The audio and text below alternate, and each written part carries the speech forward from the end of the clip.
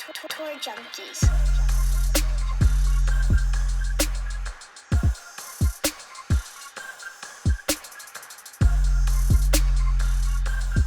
What's going on, golf addicts? Welcome to the 2026 Waste Management Phoenix Open betting preview. God, it's a great week. This is usually the official start to the PGA Tour season. Everybody's getting excited about this week. It's Super Bowl week. It's always a fun time in Scottsdale. And it just feels like the golf season is now about to start to take center stage, take some ground from the NFL. It's before baseball gets going. It's going to be a great week. I'm pumped about it. We're going to, of course, recap a little bit of the Farmers. We've got some hot takes on some things today. We're going to have our boy Matt Every join us in just a second. Pat, how are you doing, my man? And are you swimming in Justin Rose winnings from last week? No. Well, first off, I'm doing great. Thank you. And I'm very excited for this week. I love this week and Super Bowl and all that kind of stuff. No, I'm not swimming in Justin Rose winnings. I did, though, hit both top 20s, my favorite top 20s last week, and my matchup play. So at least I did something well.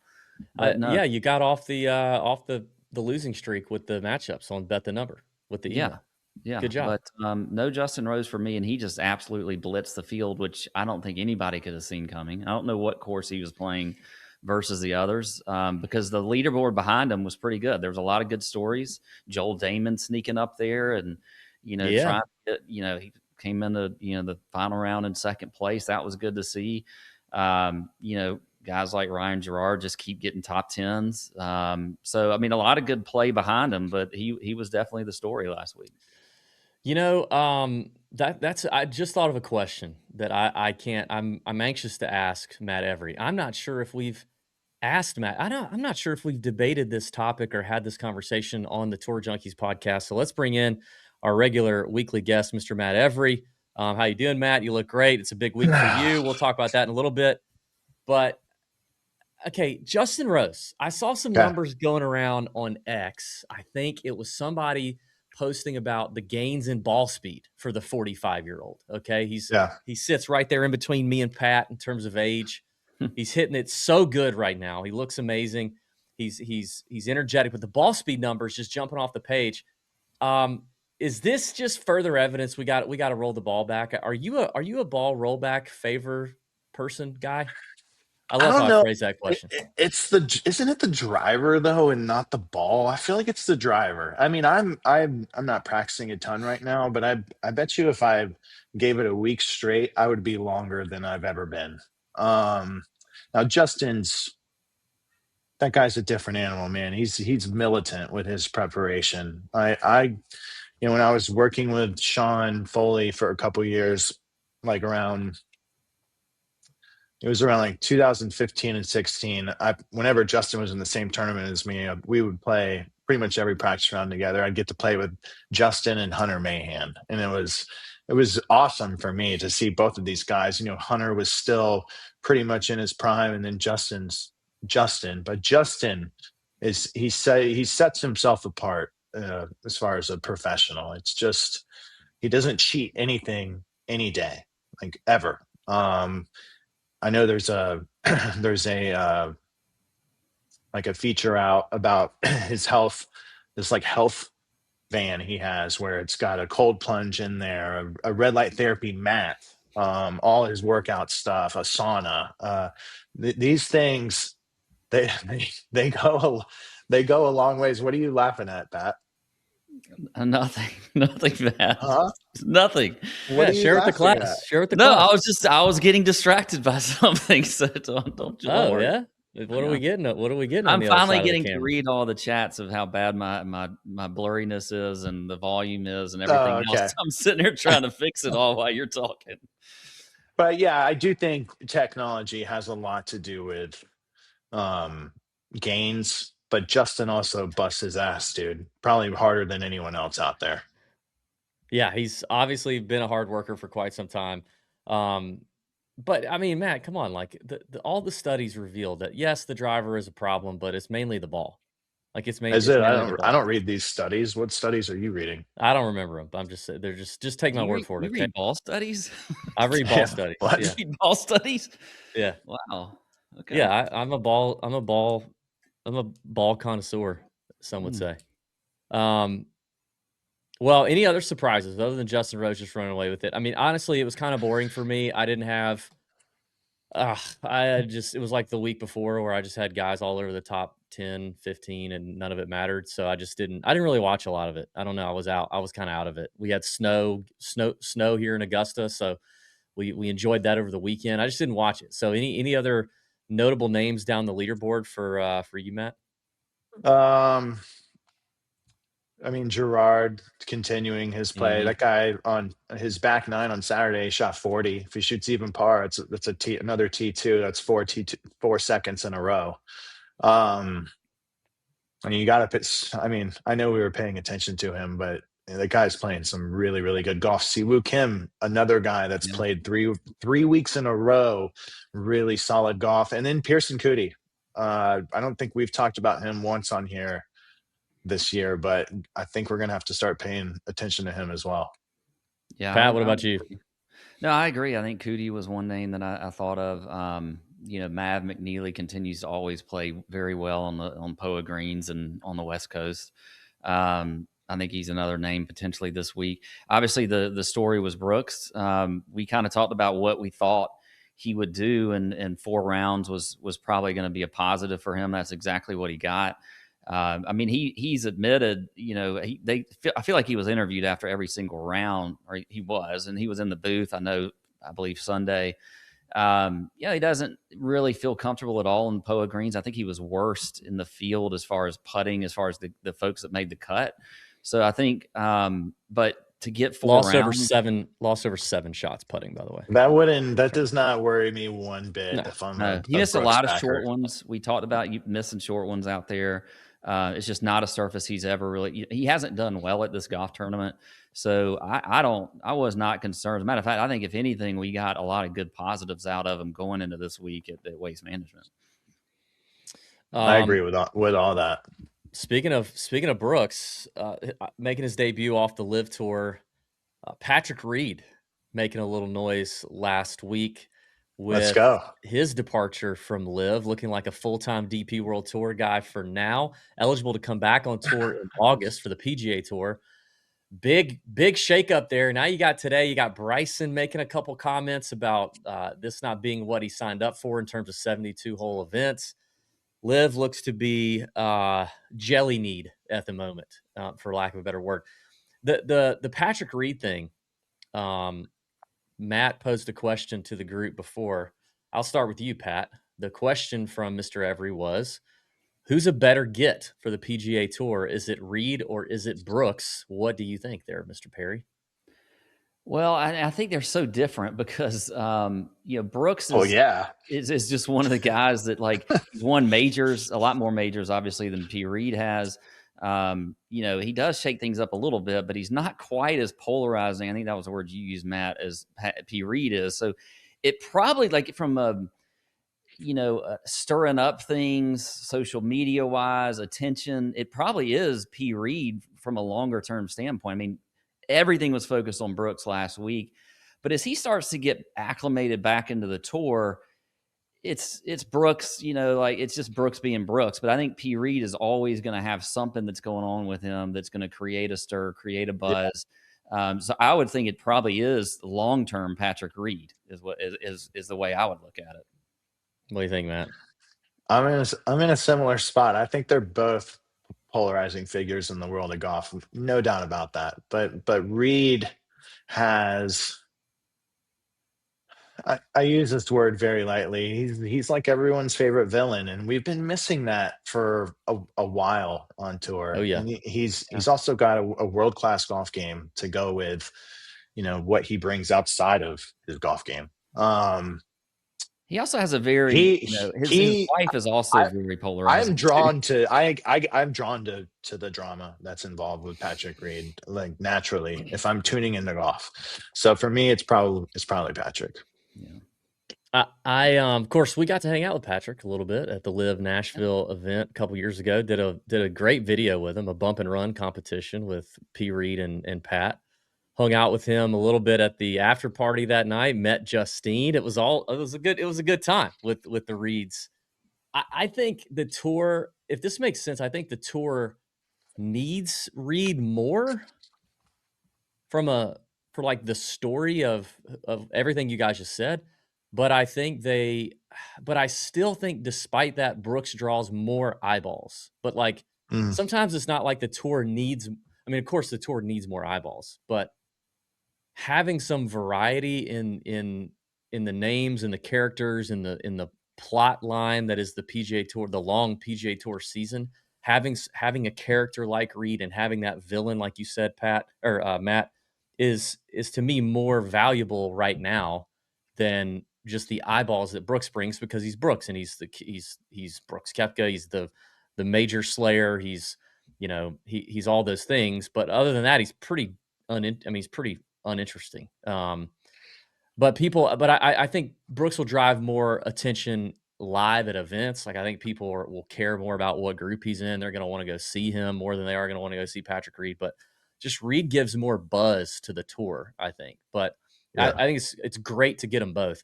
Speaking of live, did you guys happen to see Cam Smith, the video that he put up this week on Keegan? On Keegan? Yeah. That's not Cam talking, though, is it? Oh, it wasn't? I don't know. I heard it was. Is it?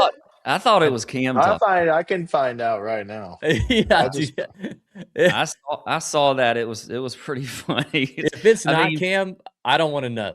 I want it to be either. Cam in my head. Absolutely flaming Keegan Bradley, doing his aim point stuff, taking forever over a 2.5 foot, 3 foot putt, patting down ball marks and everything. Yeah, patting down the entire line of a putt of a 2 foot. That was rough. I just really hope that was Cam Smith, because I love the balls on that guy for doing that. Because I don't think it was, dude. God. But I know what you're talking about, and it was pretty funny. That really hurts my feelings. I told my son it was him too. I'm gonna have to tell him it wasn't. No, maybe I won't. I'm just gonna let him believe it. Just let it go for him. Yeah. God. I text Aaron Price. He's with him almost every day. He'd know. Yeah. AP. Yeah. Do we okay, back to Justin Rose real quick. Have you guys looked at his odds for the Masters now? What is it? Or how about the PGA? What do you think they are? I know Rana makes it think. What do you think those odds I would say 60-1. Pat?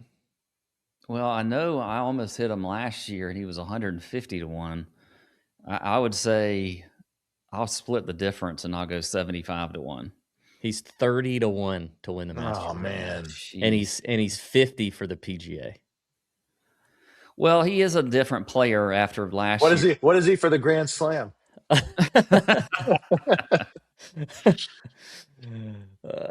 mean, I do. It's hard not to love him at Augusta, but at 30-1, boy, that's pretty rough, especially with Scotty continuing to do what he's doing. All right, well, let's put a bow on the Farmers, because I want to cover. We're going to cover. Obviously, we're going to talk about the waste management here. I want to get into the idea that we got into last week, which is names of guys we think will be on the Korn Ferry Tour for 2027. So I want to get to that after, towards the end. And then, of course, every year for the Super Bowl week, for this week, me and Pat usually chime in with some prop bets, some Super Bowl takes, maybe some golf Super Bowl parlays. That's always a good time. So let's hit that a little bit. Matt, you're welcome to join us for all that if you like. First off, tell the people where they're going to be able to find you this week, because obviously it's a big week. Being in Scottsdale, the only golf course that I know of on the PGA Tour with a sports book on site, DraftKings Sportsbook. All that you got going on this week, tell the people where they can get that action. Well, I won't be in Scottsdale at that sports book. I'll be in Ponte Vedra out of the studio. But first week, the new gambling feed, PGA Tour Live. We did it with ESPN Bet last year, 6 events. This year we got DraftKings on board. It's gonna be 12 events. Kicking off next week. I'm kind of flying blind into it. I'm sure it'll be fine. It's myself, Jonathan Coachman is hosting, Michael Collins is with me, and then it's an all-day feed now. It was just 2 hours last year. Now we're running it the whole time. So 7 hours of gambling talk. I'm gonna, it's tough to hammer home gambling for 7 hours. I'm going to call a lot of real golf in here too. And hopefully there'll be plenty of color as well. Cause there's, how can you not tell stories and just have a conversation with someone when it's that long. It's not network coverage 2 or 3 hours. That's boom, boom, boom, boom, boom, boom, boom. This is like long form commenting on golf. So excited for it to get going. And then we'll just fly by the seat of our pants. They didn't ask us. Our invitation got lost in the mail. I guess we're not going to be contributors on that. Obviously, you will not be flying fully blind though, Matt, because you'll have Bet the Number, I'm sure, pulled up. You'll have Bet the Number cooking. I'll be wearing out Bet the Number and giving shout outs. Also, I'm excited because I'm really excited about this. This is going to be awesome. One of the things that the developers at Bet the Number have been working on rigorously for the last couple months is the mobile view on Bet the Number, which I got to be honest, when they said they wanted to do mobile view, because no one's doing mobile view, and if what do they you mean mobile view? A good view of Bet the Number on your phone, which is hard to do given the amount of data on that website. Me and Pat were like, yeah, I don't think so, because I've just never used it on my phone. But apparently a lot of people want this on their phone, on their mobile, a mobile version of the site. Well, these guys have made it look as good as it could look. It's fantastic. And the lead developer, BTN Ryan, who has gone live on the Bet the Number X account the last couple of weeks, showing you how to use the new live tools, live prop betting tools. He is actually headed to Scottsdale as we speak this Monday. He will be on site Thursday, Friday, Saturday, and Sunday. The tours, the tour gave Bet the Number some tickets. He's going to be on. He's going to be on 16. And I'm really excited about the content he's got coming. So everybody needs to be following Bet the Number on social because he's wearing his Meta glasses. And does Bet the Number have an Instagram account? Yes. Bet the Number Golf. Yep. Okay. He's going to be wearing his Meta glasses, and he's going to record himself in the stands, checking the DraftKings odds, flipping over to the Bet the Number mobile site, making the bets, and watching the action. I just think that's going to be awesome, and it'll show you some really cool mobile capability for Bet the Number, which would be awesome if you're on site at a golf tournament like that. So I'm really pumped to see that happen. So check it out. Do you ever worry about the cell service though? Like getting a bet in on 17 at Sawgrass or 16 this next week. Like it's got to be a nightmare. We didn't have trying to get it in time.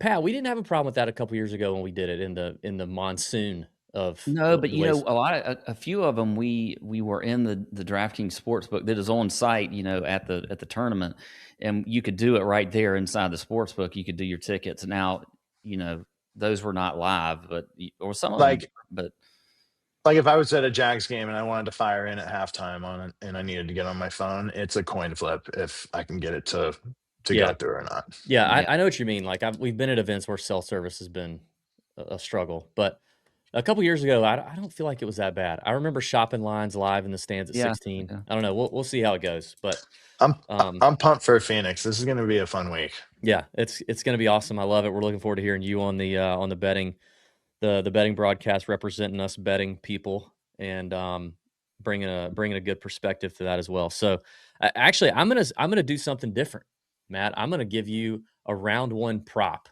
that I want to get your opinion on right off the bat. Okay, because I've been doing some digging. So I'm on Bet the Number. Do you remember? Okay, so do you remember about how many times you played this event? Probably like 6 to 8, I would say. Were they pretty consistent with the pin placements? Like the Thursday pin was I would usually say yes. Yeah. Okay. So there's a prop right now on DraftKings that is an over-under on greens in regulation for the field on 16, okay, for round one. So there's 132 players. And when I go and I look on BTN, it looks like round one traditionally is kind of a tougher pin placement because it falls into like the mid 60% range, and then it jumps up round two over 70 something, actually over 82% last year. I'm looking at the weather, all this to say, like the weather looks pretty mild, no wind really to speak of, not a big deal, which is similar to last year. So I was looking at just 2025. On average, the green regulation number for the whole tournament was like over 72%, but for round one, it was around 66% on 132 players, which is around 80. What did I say it was, Pat? Like it's around 86 players, something like that. So I'm looking at this DK number. the over for there's an over 86.5 for plus 124. So I get a little bit of plus money for 87 of the 132 to hit the green regulation on 16 with no wind, round one pin position. Similar to Where's that last pin year. in round one? Is it like I don't know. middle I was going to right? ask you. I don't know. I was going to ask you. I feel like it's middle. It goes. I know the front left is Saturday, the back left is Sunday, and then I think it goes like middle right, and then I think a middle left, front right, front right. There's only one right pin you can use because there's a little finger over there. But When we were there 2 years ago, it was because we were betting on closest to the pin Mm-hmm. on 16, and it Yep. was kind of a little bit back right, wasn't it? No, I thought it was like middle. It was more middle back right. It was in that. Yeah. It was not like on the edge. I remember it was looked like a fairly gettable pin. Was that on Thursday? Yeah, that was our first day. It was Thursday Okay. when we were doing that content. So If you just look at 2025, which I had the Bet the Number guys pull the weather data, they said that 2025 and 2020 were really the only 2 years out of the last 5 that have had similar mild wind conditions, no rain. So if you just look at last year, at that number last year for round one, it puts the number at 87. So 87 guys got the greener reg. So I mean, obviously the number's probably really good, but even over all 4 rounds, it's on the lower side. So I don't know. I just think that could be a fun bet to sweat. Round one, just get the juices flowing at plus 124, get 87 guys to hit the green regulation. It's a good field. you're locked in all day. You're locked in all day. Yeah. Every time somebody hits the green, if you're in the stands, you're pumped about that one. So there's just a free prop bet right off the bat from me that I was looking at. But I'm excited because with all the new like hole features and prop features that BTN rolled out this year, and obviously DraftKings cooks that up for Waste Management because all the action, I'm pumped to see all of that. It's going to be fun. So in terms of outrights, I will go ahead and say this: I have already placed my outright card in the Discord. It goes in the Discord every week. Pat's goes in the Discord every week. And my card this week is simply Scotty Scheffler at plus 240 is the best number you can find him at MGM. Yeah, I'm going to bet Scotty Scheffler outright. I'm not doing the without Scotty market. I'm just hitting it pure Scotty at plus 240. Probably going to parlay a couple of NFL games just for fun on that. And then from there, it's going to be props and placement bets for me. That's it. I'm out. Done.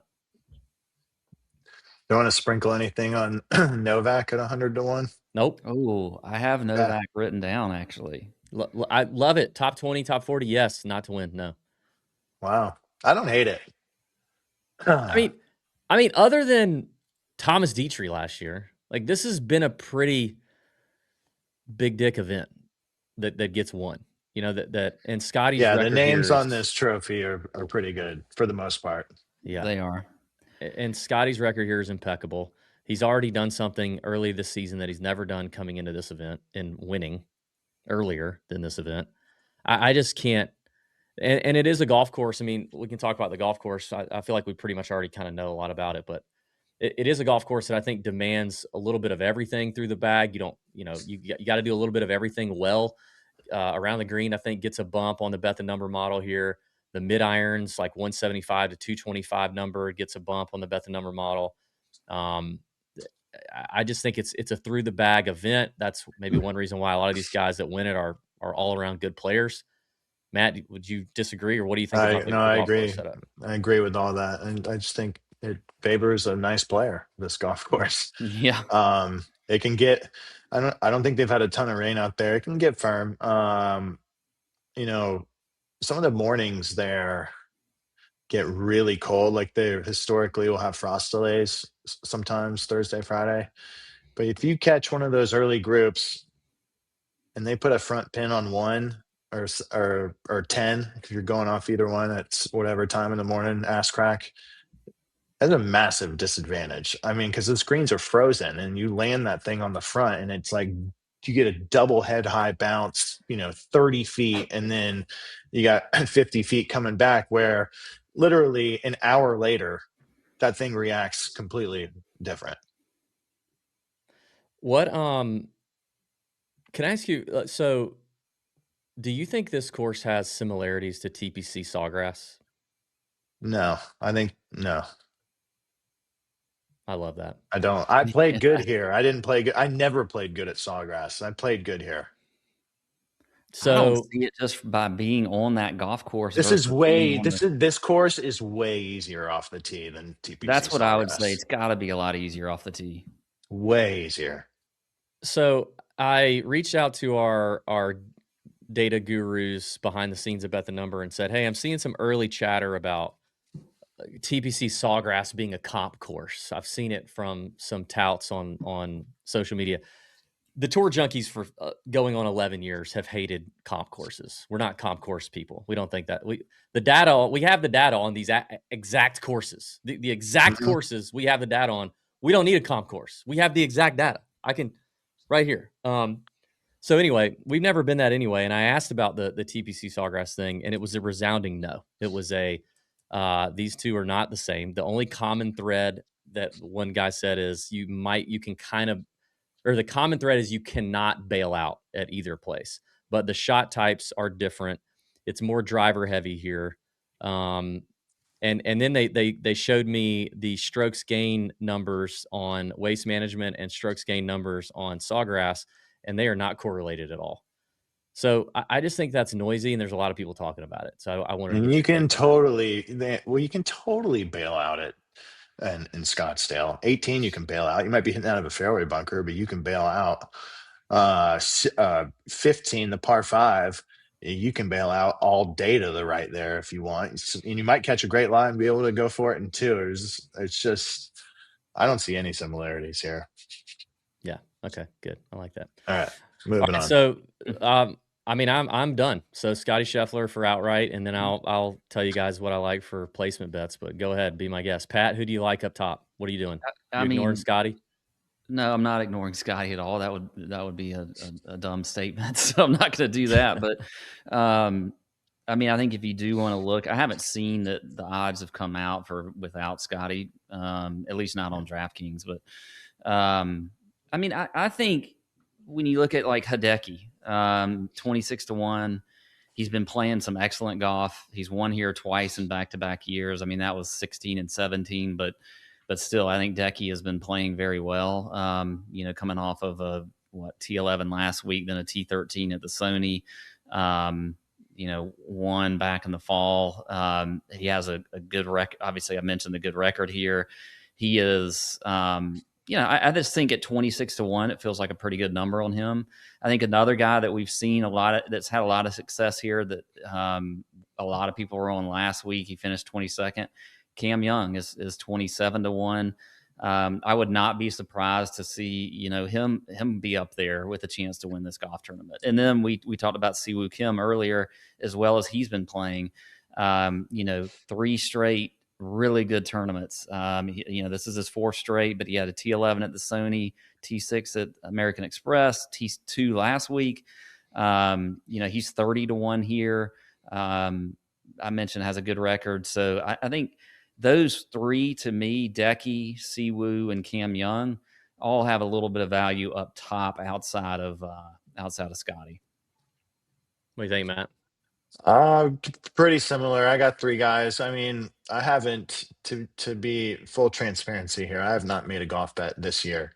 But I'm going to this week. I feel like I've seen enough.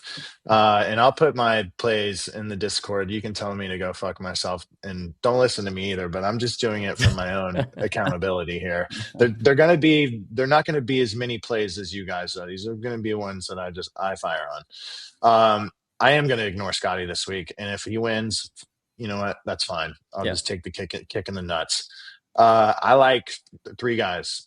Cam Young, 27-1, for all the reasons you mentioned. Playing some nice golf, decent track record here. Jordan Spieth, I like at 50-1. Whoa! But guy fucking loves this place, dude. Whoa! Loves this place. And Spoiler, I have him as my all the top 20. talk's been about Scotty and Brooks. I like Jordan this week, and then Andrew Novak. I can't ignore him. Played some decent golf last week, first time this year. Got a nice track record here, so I think those three are going to be my plays. Have you heard anything about Jordan? Like, I mean, obviously we saw him at the Sony, but have you heard anything about like off-season work or what he's doing or how he's feeling or what's going on? No. Okay. Interesting. Yeah. Okay. I think out of the ones you guys mentioned, Hideki is my favorite one, Pat. I love the Hideki play. And I think, the guy that I'm worried about the most in the tournament against Scotty is Hideki, because, Hideki's just got that gear. And if he wants to, if he's feeling it, if everything's clicking, he can go toe to toe with Scotty on weeks, not near as consistently, but he's got that gear. So, and he's got the record here to go with it. So Hideki at 27, I do really like. All right, let's do something we did a couple weeks ago. 30-1 or less. There's only a handful of guys here. Who's not winning? Who's for sure not winning this golf tournament? 30-1 or less. All right. One name, your life on the line, not winning this golf tournament. Sam Burns. I knew the first person was going to say Sam Burns. Pat, I'll let you go next. That's kind of where I was going to go, but I don't want to say Xander, even though he's coming off that bad week, because I do. He loves this place, or has done very well. I'll go with Ben Griffin. Yeah, I got Ben Griffin fatigue. I'm starting to get a little Ben Griffin fatigue as well. I don't think against him anyway, so I'll do. It's just like I can't do it. So God, I was gonna say him. I was gonna say like I like him. When's better. the last time Ben Griffin's played bad golf? It's been a minute. It's been a while. Yeah, but we're talking about he's got to beat Scotty Scheffler. Okay. Yeah, and I don't think I like Hideki either. I like him better on Bermuda. I like him better on Bermuda, number one. And I think actually, I don't know what the good analogy is for this, but this event is too up Ben Griffin's persona alley. You know what I mean? Like the shades. Got those shades and Dana. Yeah. And they're gonna Dana's in Scottsdale. Like you let her run rampant in Scottsdale with the shopping and the bouginess, and then the he sees himself as this immense man of the people, and this is the People's Open. He feels like they should name the event after him. I just feel like he could get too engulfed, high on his own supply, being here at this event. So that was going to be my name. Loves there's that big fancy mall in Scottsdale that you go in, and literally like half the stores you almost have to do like a background check just to get in. She loves that. He loves that, huh? All right, so you guys took the two best names on the board, but I'm actually going to go with Siwoo. I think really, yeah, and I do. He's obviously playing great. Fourth event in a row for Siwoo. I do feel like is starting to get in that territory of that's getting greedy. It's starting to get into we go home now territory for Siwoo. But also, there's just something I'm watching about him. Even yesterday, and I know he was out of it. Everybody was kind of out of it. But it's like 2 weeks in a row, he's up there, and then there's one stupid blow-up hole, and it's happening on like a par 5 that everyone else is birdieing, and he's making a double or a bogey, and he's losing a shot and a half to the field. Until he can kind of, I don't know, like something just doesn't seem like he's ready to actually pull the trigger and win. If he were playing in a field with way less strength and way less depth, then I wouldn't be as worried about it, because he can get so nuclear hot, he can just run away with it and afford to have one of those holes. But I don't think you can afford to have that when you're competing in a field like this. So I'm out on Siwoo. All right, Pat, give me some more names in the next range you like. All right, a few that I like here. I mentioned Mav earlier, Mav McNeely, 36-1. I like how he's playing. Another guy that has a pretty decent history here as well. He's got 2 top 10 finishes in a row at this golf tournament, 37th in the BTN model. And then, I love Jake Knapp. Look, how could I not mention Jake Knapp? This is where I met him 2 years ago for the first time ever on the driving range, and the love affair began. And you still never got him on the show. You said you were going to get him. Was this a one-way love affair? Yeah. Even though we texted and he was going to do it. Oh, we didn't quite get there, but well, Pat, you just got to follow through, bud. This is You just got to follow through. It's like your New Year's resolutions. It's like the concert you haven't been to yet. We got to get Jake. 48-1. Well, we did interview him, but it was in the players that next. Yeah. Actually, like right after he had won, I think in Mexico. Yeah. But he has not been on the show, I guess you could say. But I like him at 48-1 as well. I think, just going up the board a little to Pearson Cootie, who Matt I know mentioned earlier at 60-1. I just really love the way he's been playing. I did have him on the card a few weeks ago. Didn't have him last week, but I think Cootie's another one that he's going to break through at some point this year. I feel it won't be this week. How about Cootie at 60-1, and then a guy like Novak at 100-1? Yeah, I like Novak better at 100. 125-1. Who? Yeah, I thought Novak was like 125-1. Yeah, he's 125-1 on DK. Is he really? Jeez, yeah, even better. Which I had. I had him at 100-1 on Hard Rock. Is what it was. Yeah, Hard Rock sucks. I do like the Novak play. I mean, I like him, but I like that he's a winner. He's been through it. I think you got to be a little battle tested to close this one out on Super Bowl Sunday against the big dogs. I think Cootie's going to break out. I agree, but I don't. I like the bigger names. I like Goddard, Knapp. I like Nick Taylor at 70-1, as good as he's playing right now. If you're going to have a name down here, I think Haotong at 94, guy almost won a major last year. He's playing really good. Haotong is playing very, very well, and that gets into the Novak territory. And from there, I'm definitely kind of out on anybody. But any other bombs outrights other than Novak? Not for me. What? All right, some bomb placement bets. I mean, I think I wrote down this is definitely a longer shot. I don't usually go this long on the bomb the bomb play, but at plus 890. Oh, I know. Coming off of a T11.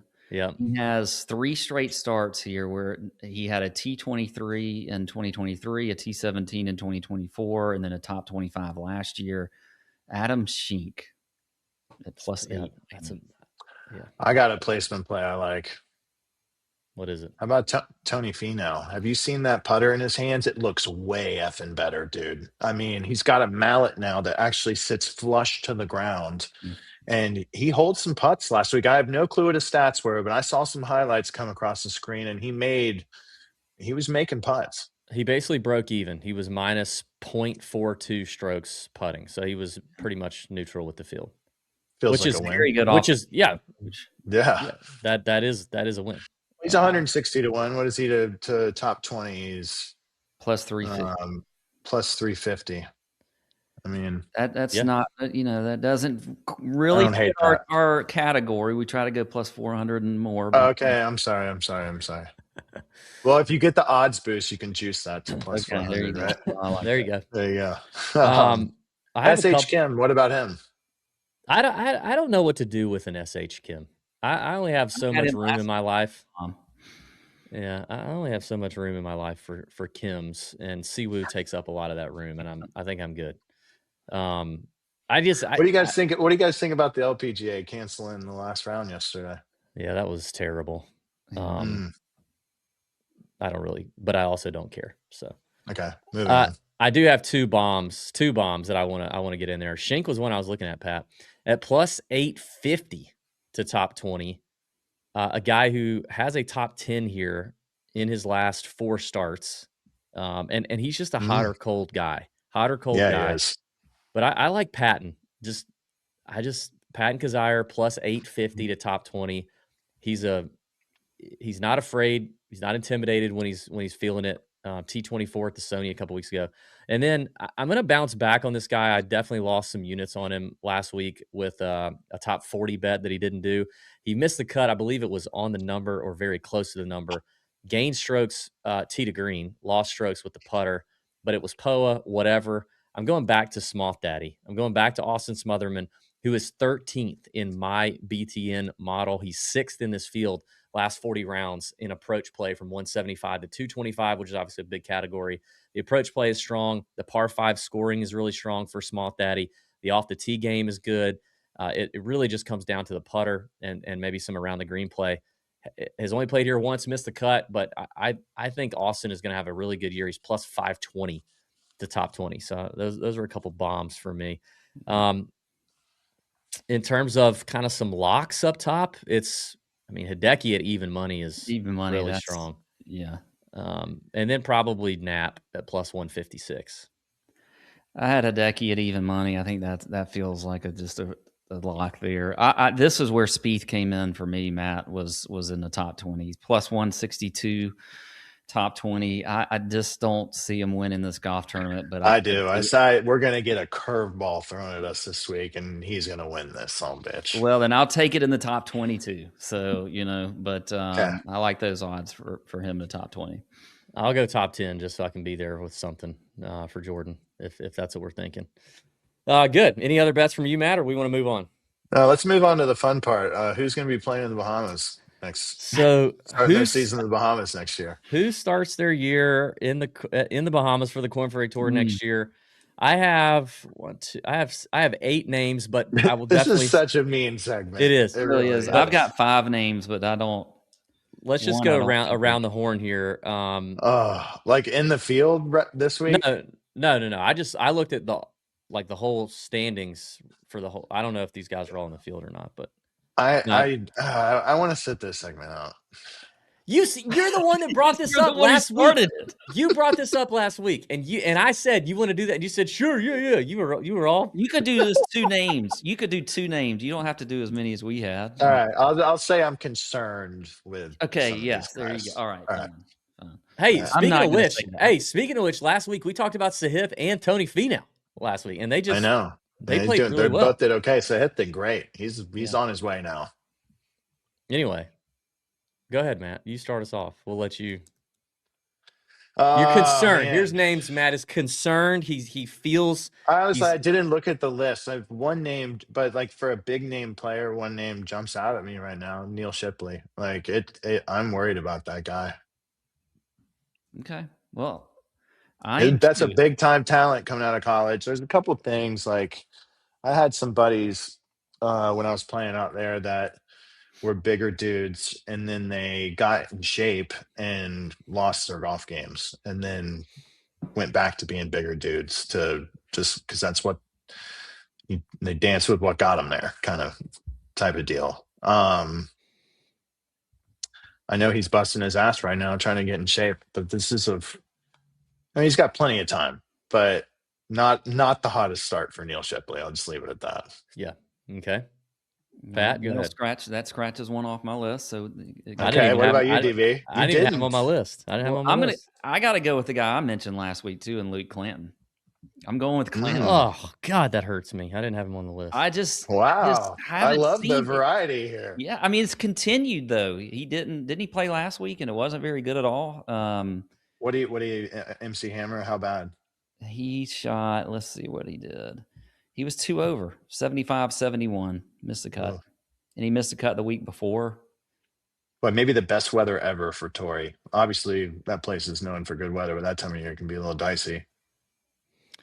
God, I'm kind of going out on a limb on some of these. Maybe I'll ease into it here. Oh, I got one more. That's it. After I'm going to ease into this because I got a handful of guys here. I'm going to say Nick Dunlap is not going to make it. I think he's permanently. His exemption would be up after this year. I think so.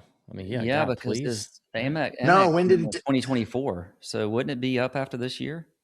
No, because he won. Oh shoot, he won Barracuda in 2024. Yeah. Well, wait. Do you get an extra year for winning 2 in the same year? I don't know if you do. I should know that. He won Amex in 24 and Barracuda in 24. But dude, it has been wow. Yeah. Oh, I'll give you a bonus one. Yeah. And this guy has kind of been near and dear to my heart over the years. I hit him at 150-1 when he won, I think, for the first time on the PGA Tour. But I don't know what his deal is. He's broken, and he won in 2024 as well. So if the Nick Dunlap rule applies, then this guy's gonna apply, or still gonna be with us next year. But Cam Davis, I think, is out. I'm out That's on surprising. He had such a nice trend. Like his game was doing that for a while, and then you're right. It's been a while since you've heard from him. My next guy is going to be Christo Lamprecht. Wow, you're. Come on, dude. He's a rookie. You haven't even seen anything. Have you played the tour before? You know these rookies that get off to slow starts, how fucking hard it is to climb out of that hole. Oh man, I like Christo. It's the West. I do. I like both of those guys. They're great, but like you're digging yourself a massive hole getting off to a crappy start on the West Coast. A sneaky good wag too on Christo, by the way.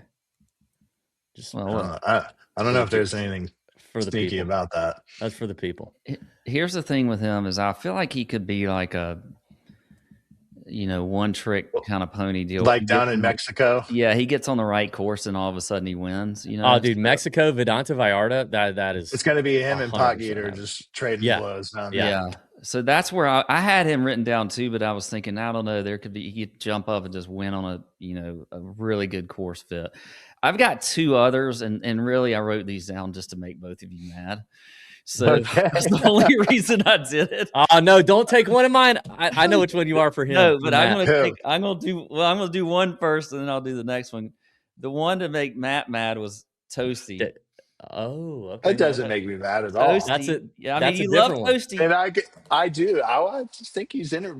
It goes to the P. Reed thing. Like we don't need a bunch of just regular dudes out there. He's different, but I'm with you. His game's been struggling, man. It has been struggling. No cuts made this year, so he's off to a bad start. Another one. This is for DB. Now he'll get last week's invite every single year, but Luke List. List going back to the Korn Ferry. Yeah, I agree. I mean, he's already on the Korn Ferry, actually. Is he? Okay. I know he played last week. That's because he's won there, but I didn't. I thought he was playing tour this year. I didn't realize he was Korn Ferry already. I don't know what category he's in. Was it who DB? Who are you gonna say? The one that I have for you, Matt, and I think this is probably the riskiest. But no, I have three pretty risky names on my list, and I have not given them to you guys yet.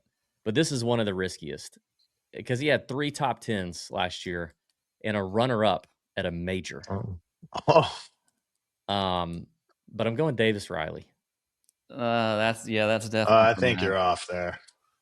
You're going to get some pushback from me. The Alabama product just can't put it all together on the field. It's just not. I disagree. I think he'll figure it out at some point. All right, here's some other. I'm going to save my last 2 risky names for the end. But okay, I think it's time that we say goodbye to a guy who had an infamous interview. Hopefully, he's not friends with Matt because we've never talked with Matt about this. But an infamous interview, Masters Week, where he seemingly bumped his head, was concussed, or he's just the dumbest person on the PGA Tour. Mr. Adam Svensson is going to be no longer with us next year, so we can go ahead and just cross his name off the list. Matt, you don't have to comment. I know you're sweating this segment in general. I have no clue about this interview you're talking about with him. We'll tell you about it. All right. He was at the Masters. He couldn't remember. He didn't remember what was it, 13, Pat? He didn't remember Amen Corner. He didn't remember and then he also forgot the name of his. He forgot the name of his caddy or something. Yeah, right? he forgot the name of his caddy. He didn't have the name of his caddy. Well, anyway, and it was a Augusta National caddy that he had picked up, but still, you walk several 18 holes with the guy, you'd think you'd know his name. Yeah. All right, couple more just to me, just kind of just easy ones, just not easy, but Taylor Moore and Alex Smalley, who I kind of feel like are nearly the same person, but I don't think there's the staying power is fading with both of those guys. I think this just they've had flashes, but I think by the time this is all said and done, they're not in the top 100.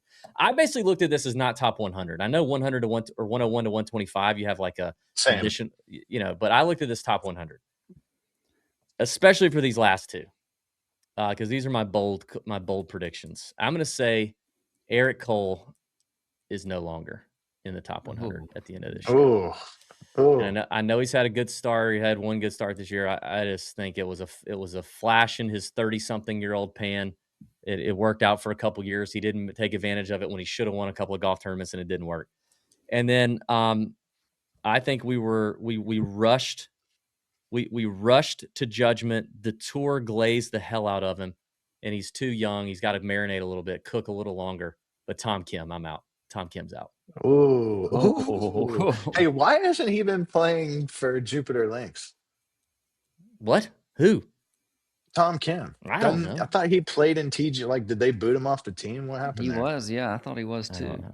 I don't know. By the way, there's free money tonight if you guys want to bet on Atlanta at 5:00 because they ain't losing to Jupiter. They're not losing? No. Okay. I'll look into that. Yeah. I have not bet. Let's see what the line is. They are -168 is the money line for Atlanta Drive over Jupiter. Yeah. That's a lot of juice there. This segment, though, is worth saying. Short-term investing. Yeah, sure. I think it is worth saying, and maybe I know Matt would favor this. This being said, but the Korn Ferry Tour really, because of the way they've restructured all the standings and everything, has become. I mean, there is some really good players and competition in the Korn Ferry like this year. I mean, I'm looking forward to seeing the guys when they get here to Savannah later. How about this dude that just won in back-to-back weeks, Holt? Man. Yeah, so I mean, there's some good play going on the Korn Ferry right now. Yeah, who is that guy? I've never even heard of him. I don't know. Like, is he just out of college? Has he been grinding? He looks a little older. He doesn't look like he's 24. He's Canadian, isn't he? I think he's Canadian. Oh, wow. Ian Holt. Yeah, he's 30. He's 30. Yeah. He's had two good wins. That course they played last week in Panama is it's top 5, maybe top 3 course they play all year. Hadwin with a second, by the way, another guy that I think if we were going to talk about guys that could go the opposite way, I think Hadwin gets back on the PGA Tour pretty quickly. Interesting. Where do they play this week? The Korn Ferry Tour. I'm still going to play Blades Brown. Usually it's Columbia after this week. I'm still betting. They are in Columbia. Yep, they are. That's another killer place because you're at pretty high up elevation there. Like, I want to say most guys, if it's hot out, play about 10%. And there's 2 courses, and the other course is like you can drive 5 of the holes. So I think there's actually been a 59 shot there, maybe 58 in years past. Ian Holt, cool week. Ian Holt got his tour card in 2019, played at Kent State University. He has had 46 starts on the Korn Ferry Tour. He's made 26 cuts and now has 2 wins on the Korn Ferry Tour. He's played 1 PGA Tour event, missed the cut. He's played 41 PGA Tour Canada events, made 34 of 41 cuts there, no wins. Yeah, just kind of a journeyman grinder, and he's gotten hot these 2 weeks, and he's basically locked up his tour card next year, and he's 1 win away from a battlefield exemption. Oh, dude, what a feeling for him. I mean, you can't fuck this up. Yeah, that's awesome. Shall we talk Super Bowl and get out of here? Sure. Yeah, let's do it. Who's winning? Seattle. I think Seattle's winning. Hot take. New England will not be in the playoffs next year. I'm going New England. Ugh. And I love the plus 4.5. Give me that. Really? Give me those points at plus 4.5. Love that. Yeah, I think New England's winning. I believe in Sam Darnold, and I believe in for sure JSN. Oh, JSN Kenneth Walker. They got the better. They've just got the better overall team. I think. I mean, Drake is good. I mean, the better quarterback is Drake May.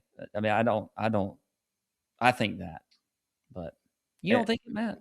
I mean, I know you. I mean, I know he's a nice player, but I think we're glazing him a little too hard right now. I'm sure he's going to end up being all right, but would you rather glaze Sam Darnold? Yeah, I would.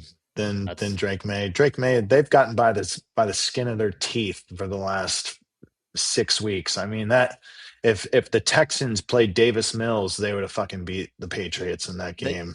There has been a lot of especially on social media, just different memes and whatever else talking about how the ease of Drake May's path to get to the Super Bowl. That's not his fault, but I mean, I think Sam Darnold has been more impressive this year than Drake May. He's been very good.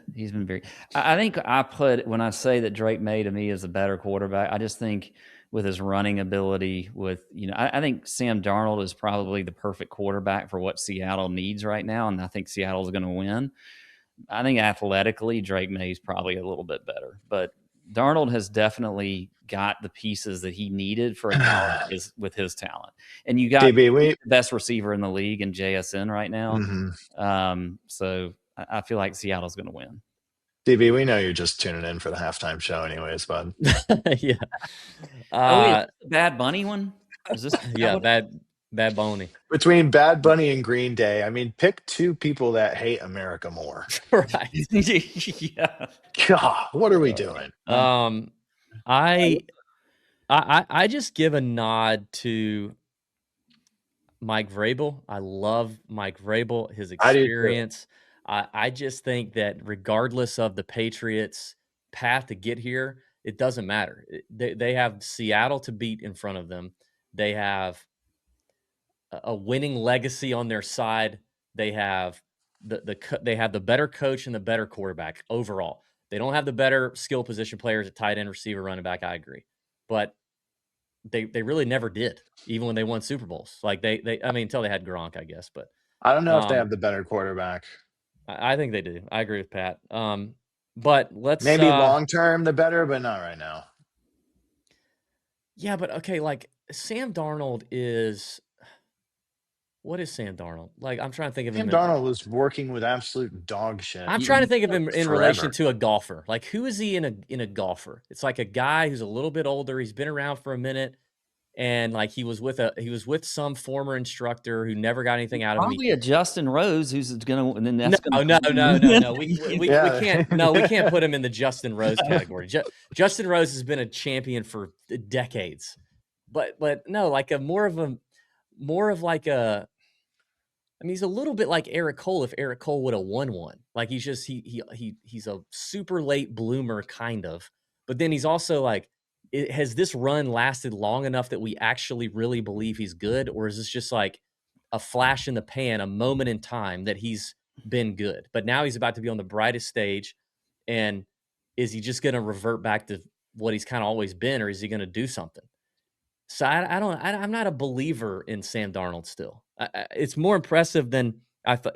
He's been more impressive than I thought he would be. And if he wins the Super Bowl and he plays great, like I'm obviously wrong, but I'm not a football guy, prognosticator, you know. Yeah. Mm-hmm. But I do have some other bets. I have Drake May MVP at plus 235. Obviously, I got to go with a Patriots winning the MVP if I think the Patriots are going to win the game.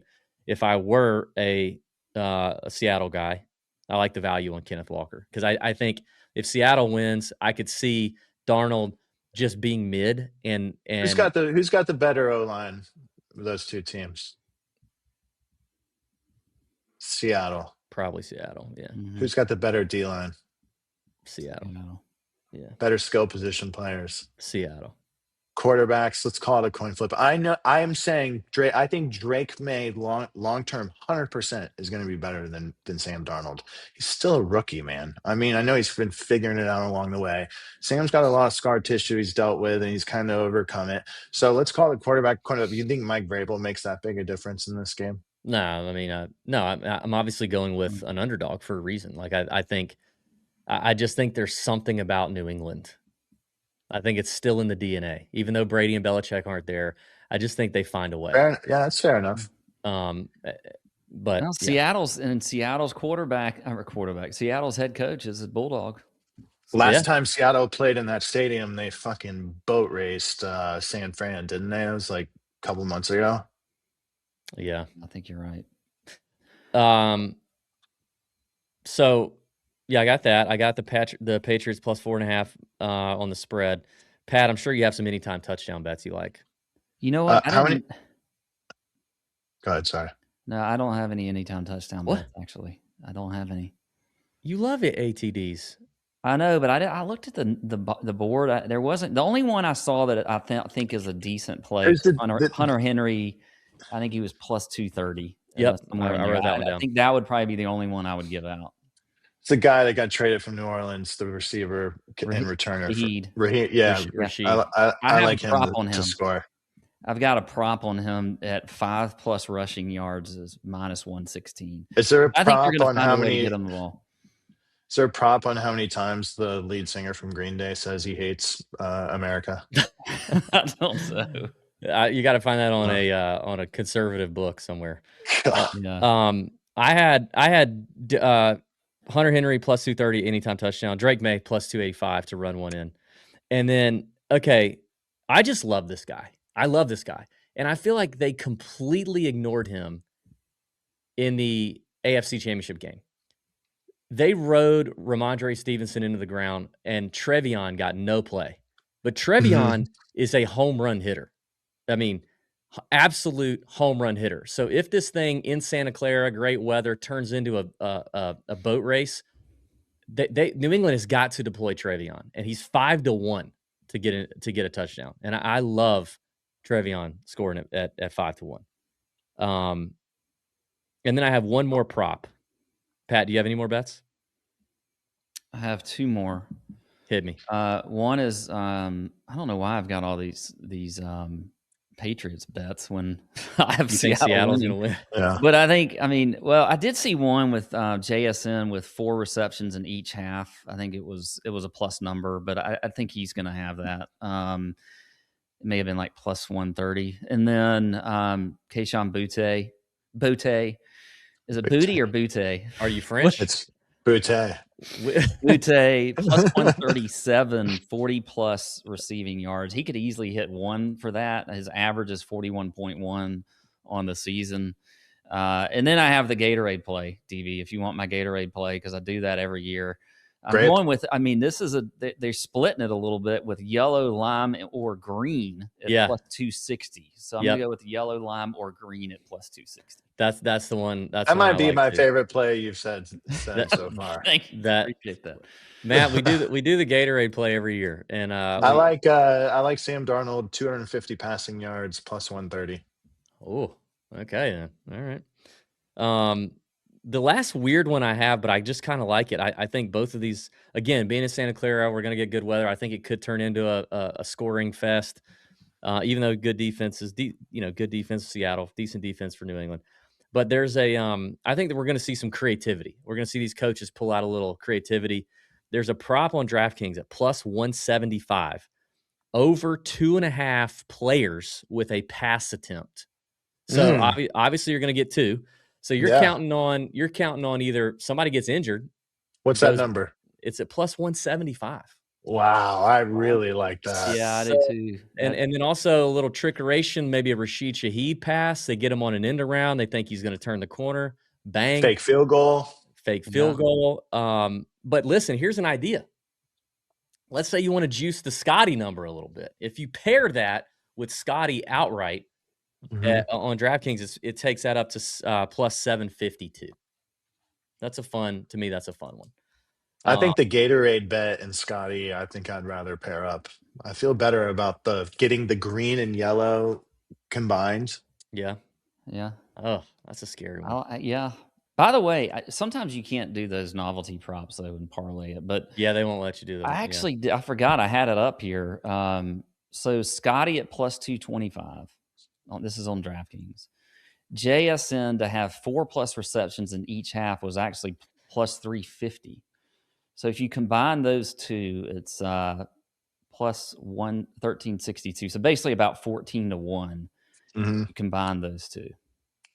The other Scotty combo I had was at 11-1, him to win and Drake May to score a touchdown. I love doing a little. You guys are going to be watching the Super Bowl and just be bummed that all those bets are done because Andrew Novak won this fucking golf win tournament. It all back on the Gatorade. Okay, loading up on Gatorade. You're like, dang it! I hit all these other props perfect, but Scotty totally fucked me this week. Well, that's the fun in that, Matt. Yeah, that's what's fun about it. Hey, we appreciate you joining us for the full hour and 15 today. We're looking forward to watching you on the BetCast for DraftKings. My my schedule, I just realized my schedule Thursday and Friday is very, very wide open. So let's go. I may just be in the office. Text me the whole time. Sitting here a lot, listening to you, watching you. Yeah. Oh, should we give you a word to work in like we did last time? Let's do it. Yeah. What's the word? All right, everybody put it in the comments. If you're still listening this far, put it in the YouTube comments. A good word for Matt to work into the broadcast next week or this week, maybe Thursday or Friday. We'll knock that out. Awesome. Thanks, boys. May your screens be green and bend over your bookies. See ya. Out.